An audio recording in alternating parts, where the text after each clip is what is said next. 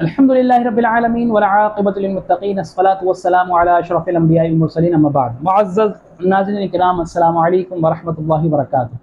میں آپ کا میزبان حافظ محمد رضوان بیگ آج انتہائی خصوصی پروگرام کے ساتھ حاضر ہوا ہوں، اور وہ پروگرام بھی قربانی کے مسائل سے متعلق ہے، تاکہ ہماری قربانی احسن طریقے سے سر انجام پا سکے۔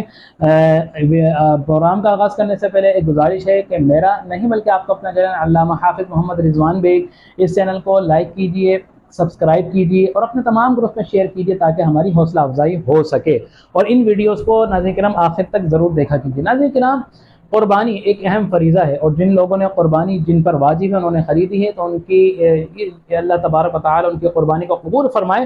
لیکن قبول کرنے کے لیے سب سے پہلے نیت کا خالص ہونا ضروری ہے۔ اگر کسی قسم کی بھی ریا ہو گئی، ریاکاری دل میں آ گئی، تو اللہ تبارک و تعالی اسی جو ہے ملاوٹ شدہ قربانی کو قبول نہیں فرماتا۔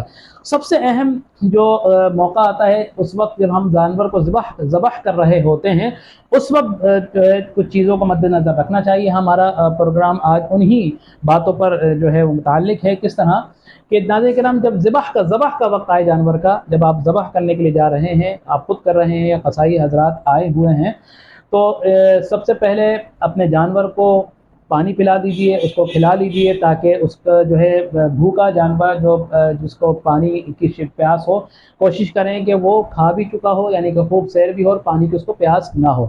ناظرین کرام، جب قربانی کے لیے لائیں جانور کو قربان گاہ میں، تو چھری کو اچھی طرح تیز کر لیجئے تاکہ ایک ہی بار میں قربانی جو ہے ذبح ہو جائے، اس کا گلا کٹ جائے، تاکہ جانور کو کسی قسم کی تکلیف کا سامنا نہ کرنا پڑے۔ بعض اوقات چھری تیز نہیں ہوتی، اس کو رگڑے جا رہے ہوتے ہیں، اس کو قربانی کو بہت زیادہ اذیت ہوتی ہے، اس کا خاص خیال رکھیں۔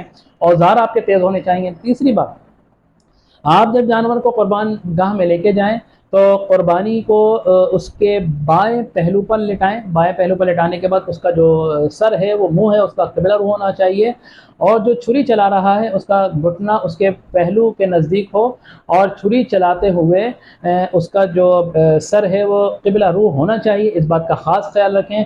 قبلہ رخ کرنے کے بعد آپ نے اس کو جانور کو جب لٹا دیا بائیں پہلو پر، لٹانے کے بعد اس کو قبلہ رخ کر لیا، تو قبلہ رخ کرنے کے بعد اب آپ نے چھری چلانی ہے۔ اگر آپ خود چلا رہے ہیں چھری، تو بآواز بلند بسم اللہ اللہ اکبر ضرور کہنا ہے۔ اس کے بعد جو بھی دعا پڑھنی ہے، جو دعائیں تحریر ہیں، ان دعاؤں کو ضرور یاد کر لیجئے، وہ دعا پڑھیے۔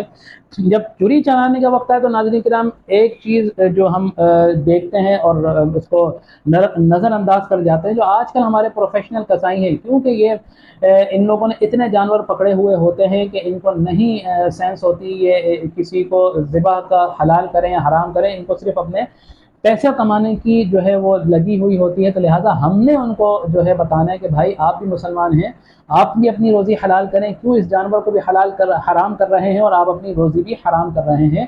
تو لہٰذا ذبح کرتے وقت آپ نے چند چیزوں کا خیال رکھنا ہے کہ جب آپ چھری چلائیں تو جانور کی ناظرین کرام 4 رگیں ہوتی ہیں جن کا کٹنا لازمی ہے۔ 4 نہیں تو 3 بھی کٹ گئیں تو جانور ذبح ہو جائے گا۔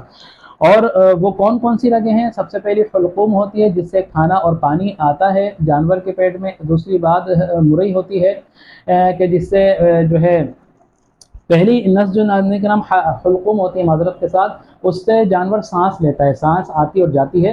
دوسری کا نام مرئی یا مرئی ہے، اس سے وہ غذا کی نالی کے ساتھ جاتی ہے، اس میں غذا جاتی ہے۔ تیسری جو ہے اور چوتھی ودجین ہے، جو دونوں حلقوم اور مرئی کی دائیں اور بائیں ہوتی ہیں، جن سے خون آتا جاتا ہے۔ ان 4 رگوں کا کٹنا ضروری ہے۔ اگر 4 میں سے 3 بھی کٹ گئی تو ذبح ہو جائے گا، جانور آپ کا حلال ہو جائے گا۔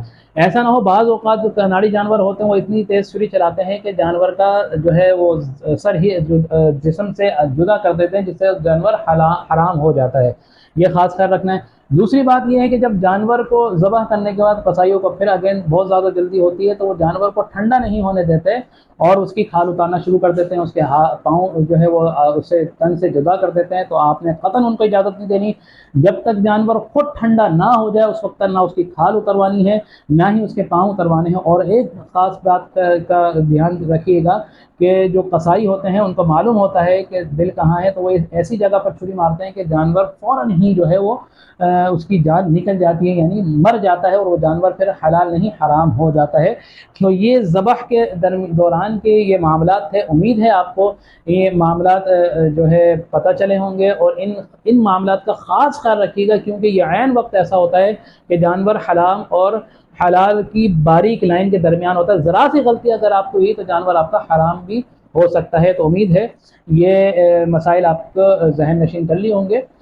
آخر میں بس انہی کلمات کے ساتھ اجازت چاہوں گا کہ میرا نہیں بلکہ آپ کا اپنا چینل علامہ حافظ محمد رضوان بیگ، اس چینل کو لائک کیجئے، سبسکرائب کیجئے، اور اپنے تمام گروپ میں شیئر کیجئے تاکہ ہماری حوصلہ افزائی ہو سکے۔ انہی کلمات کے ساتھ اجازت چاہوں گا۔ آمین وآخر دعوانا الحمد للہ رب العالمین۔ السلام علیکم۔